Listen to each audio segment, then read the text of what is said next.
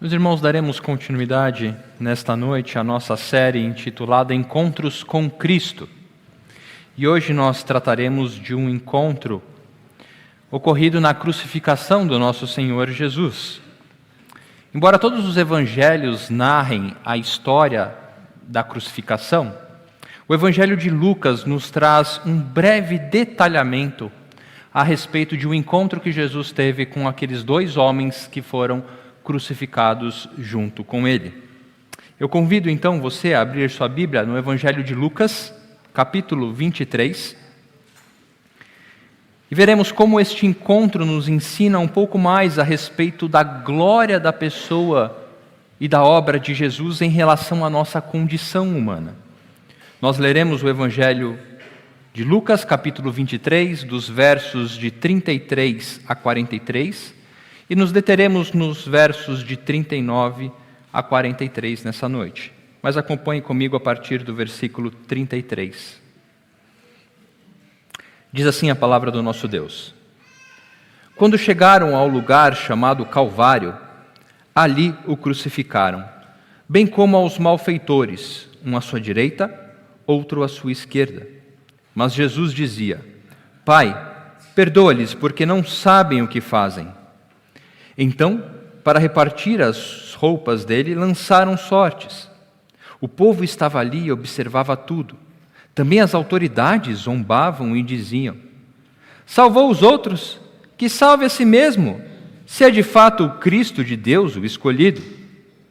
Igualmente, os soldados zombavam dele e, aproximando-se, trouxeram-lhe vinagre, dizendo: Se você é o rei dos judeus, salve a si mesmo.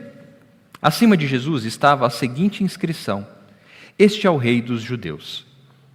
Um dos malfeitores crucificados blasfemava contra Jesus, dizendo: Você não é o Cristo? Salve a si mesmo e a nós também. Porém o outro malfeitor o repreendeu, dizendo: Você nem ao menos teme a Deus, estando sob igual sentença? A nossa punição é justa, porque estamos recebendo o castigo que os nossos atos merecem. Mas este não fez mal nenhum. E acrescentou: Jesus, lembre-se de mim quando você vier no seu reino. Jesus lhe respondeu: Em verdade lhe digo que hoje você estará comigo no paraíso. Vamos orar? Senhor, a tua palavra, fonte de toda a verdade, na tua palavra encontramos quem o Senhor é e conhecemos a nós mesmos. Reconhecemos a nossa incapacidade, ó Pai, de fazer isso. E ao mesmo tempo agradecemos porque teu Santo Espírito nos conduz às tuas verdades. Pedimos que assim seja nessa noite, em nome de Jesus. Amém. Ao olharmos para esta breve narrativa, mas tão profunda, história contada a respeito do encontro de Jesus com estes homens, eu gostaria que nós começássemos a nossa reflexão tratando a respeito da realidade da condição humana. Consideremos estes dois homens apresentados como representantes de toda a natureza humana. Sim, homens que viveram segundo a sua ganância, buscando sempre satisfazer apenas os seus próprios desejos. Homens que, entregues aos seus prazeres, agiam em conformidade apenas com aquilo que achavam que mereciam ou necessitavam. Confiavam, buscavam e descansavam na certeza de que, pelos seus próprios esforços, podiam se tornar senhores do seu próprio destino. Embora olhemos para estes homens com desprezo, eu gostaria que nós aprendêssemos que de igual forma estamos falando da nossa própria natureza. Sim, isso é que a doutrina da depravação, da total depravação humana nos ensina, que por conta do pecado original de Adão, não há nada em nós que não tenha sido corrompido. Veja bem, eu não estou aqui falando de potencialidade. É verdade que alguns conseguem ou experimentam ou expressam um nível de depravação diferente do outro. O que eu quero dizer é que tem pessoas que fazem coisas piores que as outras. Eu não estou falando de potencialidade, mas defendendo biblicamente a abrangência de nossa natureza corrompida. Não há 1 centímetro do nosso ser que não tenha sido afetado pelo pecado e que nos torne reprováveis diante do Senhor. Sem distinções, todos fomos concebidos como seres completamente escravizados. A nossa vontade está cativa àquilo que desagrada a Deus. Portanto, essa passagem eu creio que nos conduz a 2 verdades a respeito da natureza humana. A primeira dela é que, embora você possa não expressar a potencialidade para o mal como estes 2 homens, o fato é que você é tão culpado como eles. Esta é a primeira constatação. Você pode não ser uma pessoa tão ruim quanto esses 2 malfeitores, mas isso não o liberta da mesma culpa que eles possuem. Pois nossa condenação não se refere ao quão ruim nós somos, pelos nossos atos, por aquilo que fazemos, mas a nossa condenação está atrelada à nossa natureza, cativa ao pecado, a essa escravidão da vontade que nos faz igualmente reprováveis diante de Deus. Então, eu gostaria que, olhando este texto, e nós iremos prosseguir e validar isso, que ao olhar para estes 2 homens, você compreenda que talvez eles tenham feito coisas piores aos olhos dos homens do que você. Mas não se engane e achar que você não tem sobre si a mesma culpa destes homens diante de Deus. Mas há uma segunda verdade que o texto nos ensina, de que não importa o quão ruins sejam as suas ações, não importa o quanto você tenha cedido à sua depravação, isso não é um empecilho para que você seja liberto pela obra de Cristo Jesus. Não importa o quão fundo você tenha chegado no poço, não importa o quão distante você está do Senhor, a obra de Cristo Jesus tem total poder para libertá-lo desta escravidão. Pois os efeitos da obra de Jesus não se restringem apenas à mudança de hábito, mas atingem a transformação de nossa condição. A obra de Cristo Jesus na cruz não atinge simplesmente a forma com que você vive, mas sim aquilo que faz você viver da forma com que você vive. Ou seja, aquilo que coloca em nós o peso da condenação, a nossa total depravação e incapacidade de sermos salvos, é a mesma coisa que nos conduz para a segurança e a alegria de que em Cristo Jesus há um caminho, de que em Cristo Jesus, na gloriosa obra realizada na cruz, há remissão. Então, diante desta realidade, diante da realidade da sua condição e da minha condição, o que fazemos diante disso? Voltemos para o encontro de Jesus com estes homens. Estes homens haviam recebido uma justa sentença pelos seus atos em vida. Estes homens, ao serem levados para receberem a justa condenação, presenciaram uma cena, no mínimo intrigante, que estava acontecendo ali com um outro condenado, Jesus. Estes homens presenciaram autoridades religiosas zombando de Jesus, pois, embora fosse reconhecido como o Cristo de Deus pelos seus seguidores, ele não tinha capacidade de salvar a si mesmo naquele momento. Estes 2 malfeitores também presenciaram soldados romanos debochando de Jesus, pois apesar de ele ser chamado de o rei dos judeus pelos seus seguidores, ele não conseguiu livrar-se da sentença, da humilhante sentença da morte de cruz.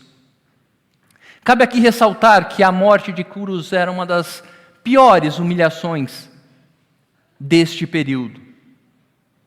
Jesus poderia ser morto de muitas formas, como o governo ou o Império Romano fazia com seus prisioneiros.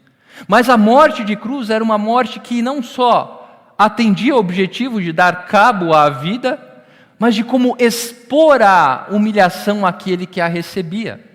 Seja por ser pendurado no madeiro e ser deixado ao léu para que as pessoas passassem e vissem a condição daquele detento, daquele condenado.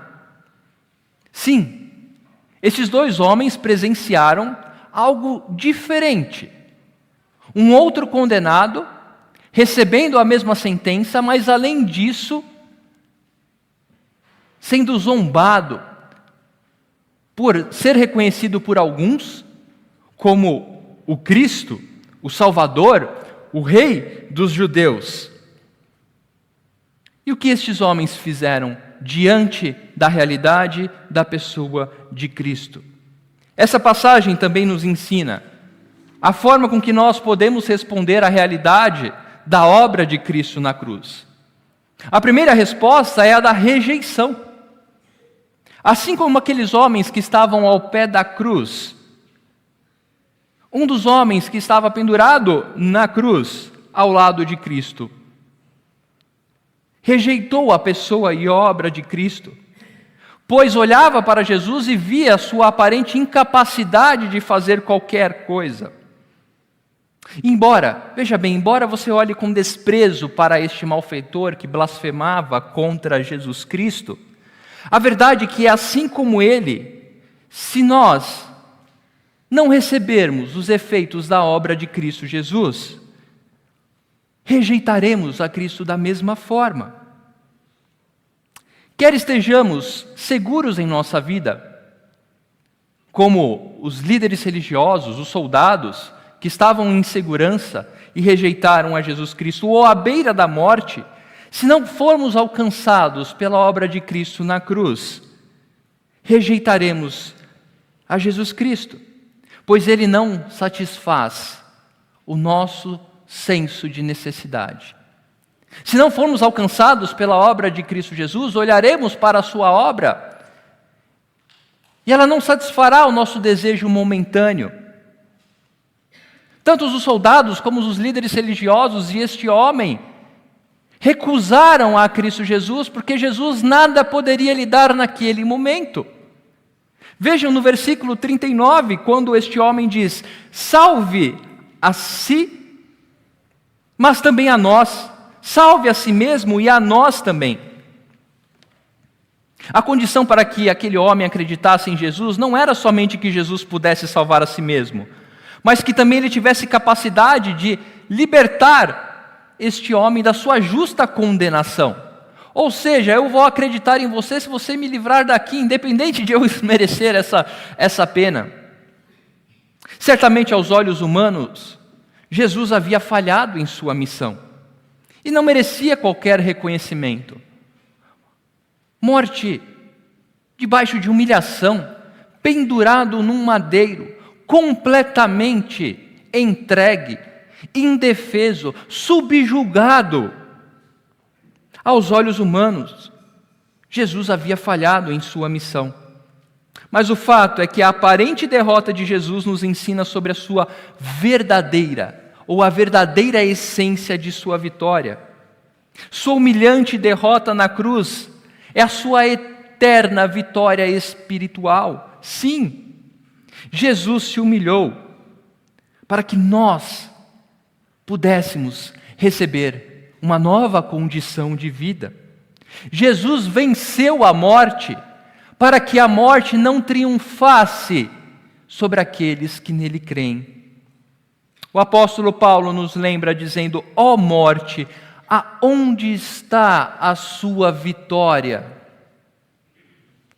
A aparente derrota de Cristo nos ensina a sua eterna vitória. Jesus não merecia estar nessa situação, mas deveria estar lá, para que cumprisse a sua obra em nossa vida. Jesus poderia não estar na cruz, mas ali esteve, proporcionando assim o único meio para a nossa salvação. Mas o fato é que muitos rejeitam esta realidade, porque ela os expõe à sua condição e à necessidade de que precisam ser transformados.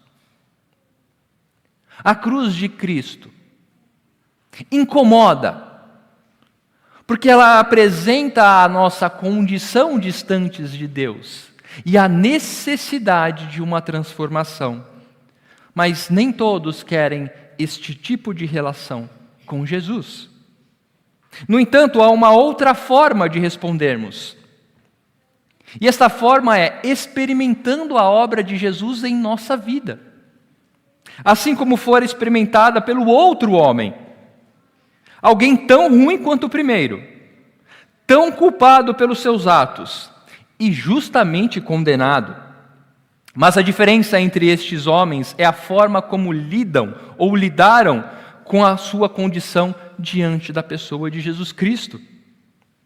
Vejam que ouvir as blasfêmias proferidas pelo primeiro homem, este segundo o repreende no verso 40, dizendo: você nem mesmo teme a Deus, estando na presença dele sobre igual sentença? Isso nos ensina que a condição humana, enquanto não alcançada pela obra de Jesus, não só rejeita a obra de Jesus, mas rejeita todas as consequências provenientes desta obra. Exatamente. Rejeitar a obra de Cristo Jesus não é só rejeitar a sua morte na cruz, mas rejeitar e não aceitar que ela está ligada com a sentença eterna para a vida de cada um de nós. Quando somos entregues à presunção de que podemos ser senhores do nosso próprio destino, não há espaço para a realidade de que existe uma sentença eterna, condenação, inferno. Quando nos tornamos senhores do nosso próprio destino, quando achamos que podemos constituir ou conduzir a nossa vida segundo os nossos próprios prazeres, não há espaço para sermos julgados. Não há espaço em nossa mente, em nossa condição caída, para nos submetermos a uma sentença divina. Quer ver um exemplo?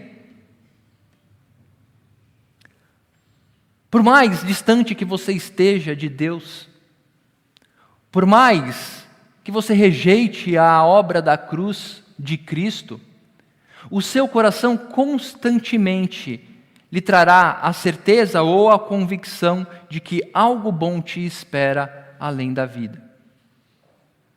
Ou de que você pode fazer algo para desfrutar de algo bom além desta vida. Ou, se você não crê nisso, crê que o fim da sua vida é aqui mesmo, então irá viver para satisfazer os seus prazeres e desejos, isso também demonstra. A rejeição à cruz de Cristo também é uma rejeição à sentença eterna para a sua vida. O que acontecerá com você após a sua morte? Isso está totalmente atrelado a como você considera a obra de Cristo na cruz. Você pode rejeitá-la. Você pode não aceitá-la segundo os moldes de Cristo. Mas Cristo nos deixa claro esta realidade. E se você quer seguir a Cristo, e se você diz acreditar em Jesus Cristo, por aquilo que Ele diz ao seu respeito, ou por aquilo que as Escrituras dizem a seu respeito, a realidade é que existe uma sentença eterna para todos nós. Esta é a realidade da condição humana. Portanto, compreender a nossa condição deve nos levar a aceitar a nossa justa condenação, reconhecendo que não há nada em nós que nos faça merecedores do favor de Deus. Compreender quem somos sem a obra de Cristo Jesus nos leva ou nos aproxima de experimentarmos a gloriosa obra dele em nossa vida. Aqueles que rejeitam não podem experimentar, E aqueles que creem e compreendem a sua condição passam a desfrutar dos efeitos da obra de Cristo.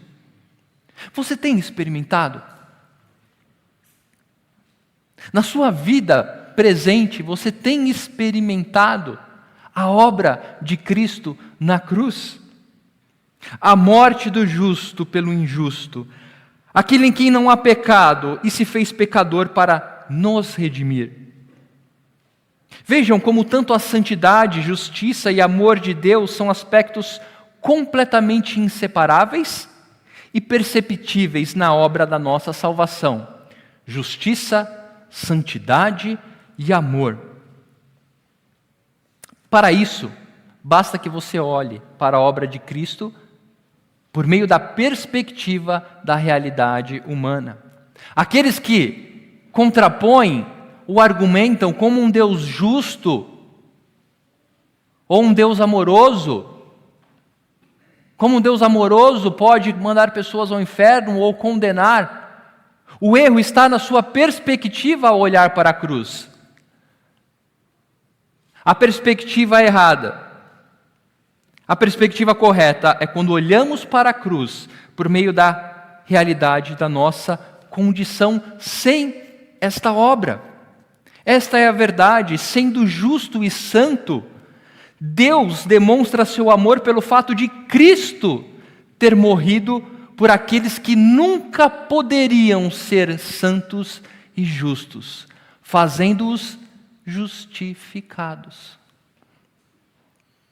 Você já pode ter ouvido essa terminologia, justificados.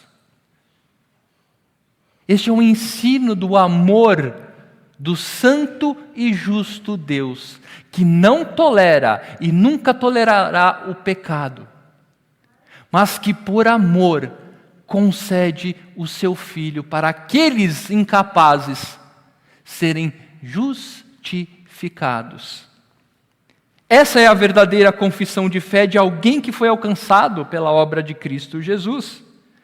Uma vida que confia, busca e descansa não mais naquilo que em que seus desejos possam ser atendidos, mas em ter os seus desejos transformados por aquilo que receberam em Jesus.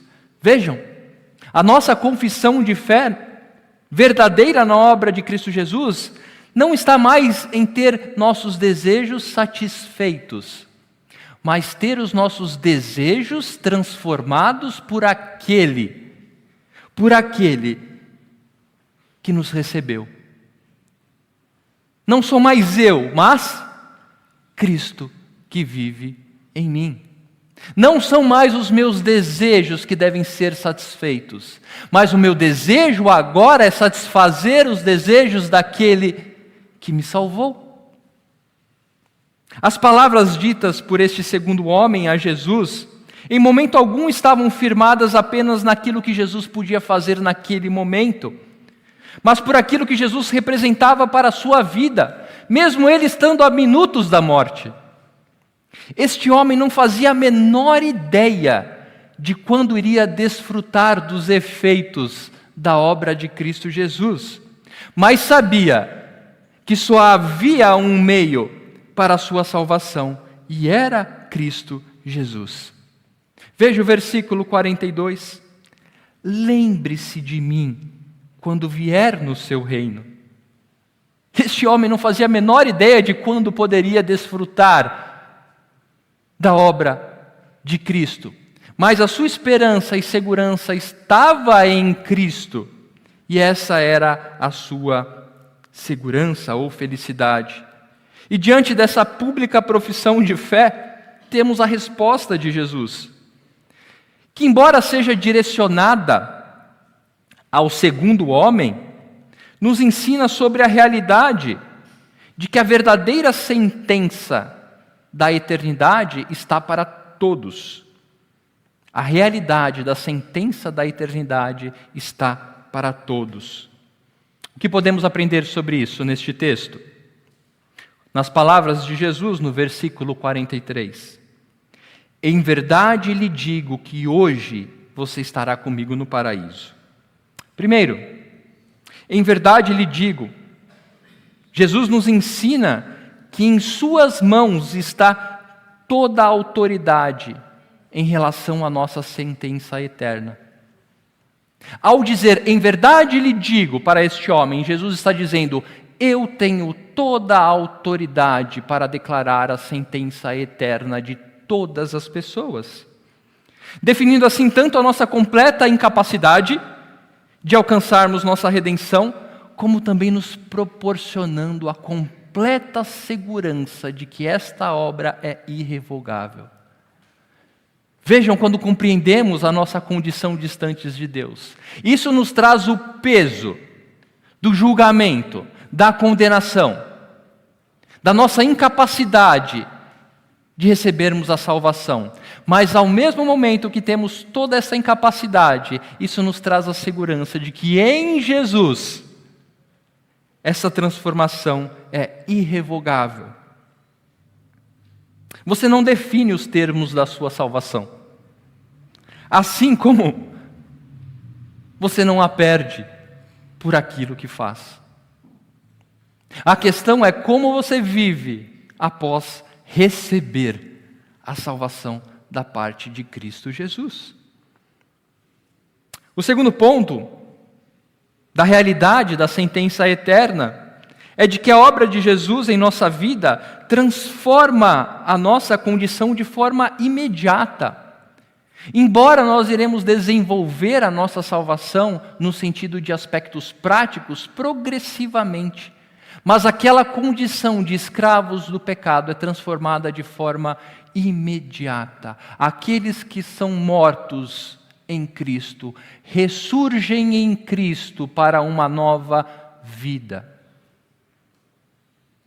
A cruz de Cristo significa o poder de sermos libertos da escravidão dos nossos pecados, de podermos, como Paulo, esmurrar o nosso próprio corpo dia após dia, lutando contra as paixões que nos distanciam de Deus. Você só pode fazer isso por conta da obra de Cristo em sua vida, se você assim crer nela. Em sua pública profissão de fé, esse homem deixa claro que mesmo diante da sua justa, dura e humilhante condenação, o que lhe resta, ou o que dá forças, é saber que irá desfrutar de uma nova condição junto ao reino do seu Senhor e Salvador. E diante dessa convicção, Jesus lhe responde que naquele mesmo dia, ele estaria desfrutando dos efeitos eternos da obra do seu Redentor, pois o reino já havia sido inaugurado. Este homem não ia para um limbo, este homem não ia ter que reencarnar, este homem não ia ter que passar por obstáculos. Naquele mesmo dia, segundo a palavra daquele que tem todo o poder, ele estaria com Jesus.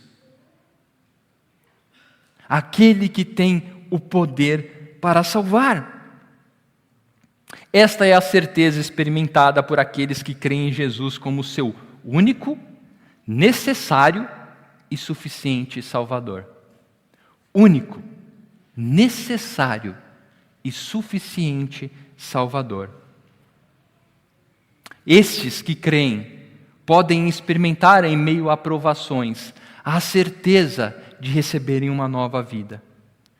Estes que creem em Jesus como seu único, necessário e suficiente Salvador são aqueles que odeiam os pecados que cometem e lutam diariamente, perseverando em sua santificação. Estes são aqueles que conseguem dar resposta diante da morte. Pois, como o próprio apóstolo Paulo diz, viver é Cristo e morrer é lucro. Estes que creem experimentam uma paz que excede todo o entendimento quando estão passando, por exemplo, por luto. Compreender a realidade de que aqueles que creem em Cristo como seu único, suficiente e necessário Salvador, ao serem entregues à morte, estão neste exato momento na presença e na glória do nosso Senhor e Salvador Jesus Cristo. Você já pensou nos efeitos da cruz dessa forma prática? De que seja em sua vida ou a vida daquele que você tem boa estima e que crê também em Cristo Jesus e passa dessa vida, no exato momento, está na presença e glória do Senhor Jesus. O terceiro ponto, em relação à certeza da sentença eterna aplicada em Jesus, é de que, embora ele tenha se dirigido ao segundo homem, o que Jesus ensina é tanto para este quanto para aquele primeiro. Naquilo que o nosso próprio Senhor Jesus Cristo nos ensinou no Evangelho de João, no capítulo 3, versículo 17, eu sei que o capítulo 3, 16 é um dos mais conhecidos, mas o 17 é tão importante quanto, porque o nosso Senhor Jesus Cristo diz: Deus enviou o seu Filho ao mundo, não para que condenasse o mundo, mas para que o mundo fosse salvo por ele. Quem nele crê não é condenado, mas o que não crê já está condenado, porque não crê no nome do unigênito do Filho. Aquele que não crê permanecerá na sua condição natural de condenado. E aqueles que creem, creem porque foram alcançados por esta obra gloriosa na cruz. Aquele que não tinha pecado se fez pecador. O justo pelo injusto. O sem pecado pelo pecador. Para que pudéssemos receber uma nova vida. Uma vida que se satisfaz naquilo que agrada àquele que nos recebeu. Algumas aplicações para esta tão breve, mas profunda passagem. A obra de Jesus em sua morte na cruz é a realidade da transformação da condição humana e sua sentença eterna. A cruz de Cristo é a realidade, é a verdade do caminho para a transformação da condição humana. A minha, a sua, de todos. A cruz de Cristo é o único caminho para sermos transformados. Rejeitar isto é continuar na condição da condenação eterna. Experimentar disto da forma correta é viver hoje a certeza do que está garantido para toda a eternidade. A segunda aplicação é que esta obra é aquilo que nos dá segurança e que nos capacita a vivermos esta breve vida enquanto aguardamos a gloriosa eternidade.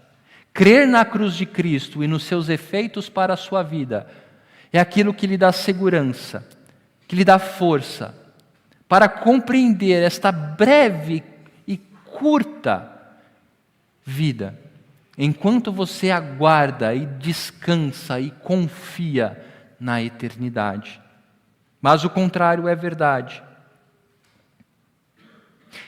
Que esta realidade da cruz de Cristo torna todos os homens indesculpáveis quando a rejeitam, confirmando a sua justa e eterna condenação, mesmo que não experimentada neste breve momento de vida, mas certamente por toda a eternidade.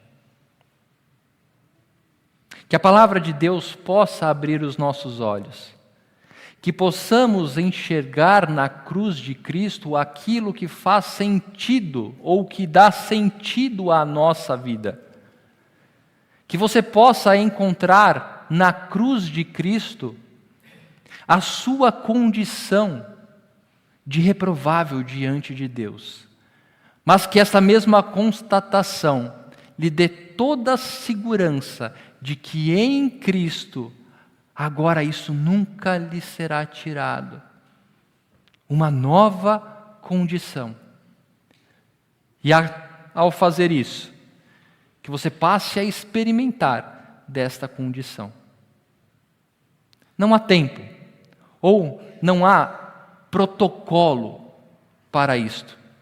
Este homem, nos últimos minutos da sua vida, teve os seus olhos e coração abertos para esta verdade. Mas isso não estava em suas mãos. Este homem não olhou ali e falou: peraí, vai que ele é o Jesus. Não brinque. Não brinque com a sua condição distante do Senhor. Hoje, ela foi apresentada a você por meio da palavra de Deus. Responda a você mesmo. O que é a cruz de Cristo para você? E se você crê nessas verdades de que Jesus é o seu único, suficiente Salvador e necessário para a sua salvação, o quanto você tem experimentado disso de uma forma prática? O quanto a cruz de Cristo tem te ajudado a passar pelas provações? O quanto a cruz de Cristo tem lhe incentivado, lhe alegrado a viver essa breve vida, aguardando a gloriosa esperança da volta do nosso Senhor. Que Deus nos abençoe. Vamos orar? Senhor, obrigado pela Tua palavra. Obrigado, Senhor, porque a Tua palavra nos apresenta quem nós somos para despejar a Tua graça e o Teu amor para o que fomos feitos. Senhor, que esta verdade seja aquilo que guie os nossos dias. Que esta verdade seja aquilo que nos faça ir para a direita ou para a esquerda. Que esta verdade seja aquilo que nos faça decidir segundo a Tua vontade, não mais segundo os nossos desejos. Que o peso da nossa culpa seja o alerta para o peso da Tua glória em nossa vida.